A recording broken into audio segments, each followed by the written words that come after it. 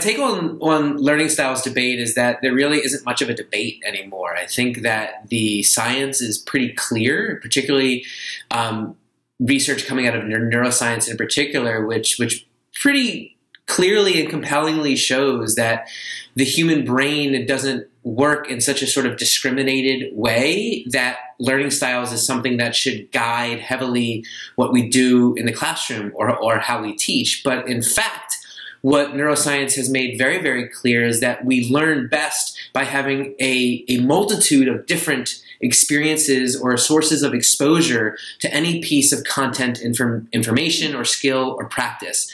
So the way to sort of translate this into pedagogical practices is that we shouldn't be preferring any particular learning style, but we should be giving students opportunities across learning styles. They should be able to engage kinesthetically, visually, auditorially. All of the styles should be used because all of these give cues in putting a piece of information into our brain. And the more different ways we put it in, the more easy it is to get that information out.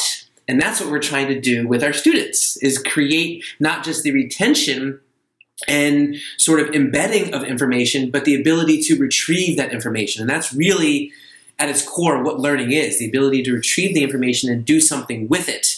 And if we get too bound by a learning style and say someone is a visual learner and only present things in pictures, then pictures become the only cue to retrieve information. And that's not the real world.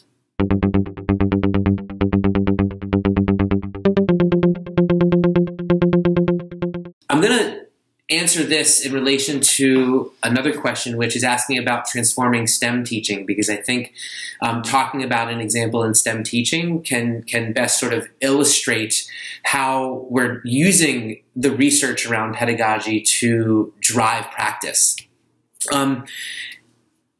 What usually drives teaching practice is tradition and experience, right? So how I was taught is how I tend to teach people, or what worked for me is what I tend to do for other people. But when we look at evidence-based research, when we look at philosophies and approaches that are student-centered, what we realize is that there really is no sort of one prescriptive way to teach, and that students need a multitude of different experiences through which to learn something. And really one of the biggest roles of an instructor is to create conditions for learning to happen, not necessarily to do the learning for the student or to just deliver information, but to create conditions and opportunities for the right kind of learning to take place. And one of the things we know from the science is that things like talking are really important for learning, right? It's one thing to listen to a lecture, no matter how engaging or interesting or revealing it might be. And that does work. That is an important component to a learning process, but it's only a component of it. And we know that for our brains to fully sort of own a piece of information, to do with it what we need our students to do with it, they have to have opportunities to talk and to make meaning and to make their own sense of what they are being exposed to put it in their own words, right? And this is exceedingly important, particularly in STEM education, which is, I think, a group of disciplines that has historically been very traditionally focused on a lecture approach, particularly in lower division courses. As you're beginning to get into the discipline, it's lecture, lecture, lecture.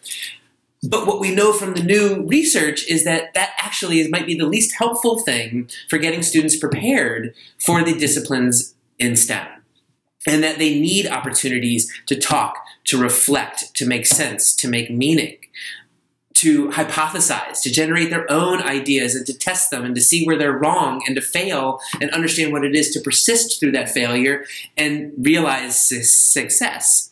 So this is really transforming the way we not only work with faculty, but particularly STEM faculty.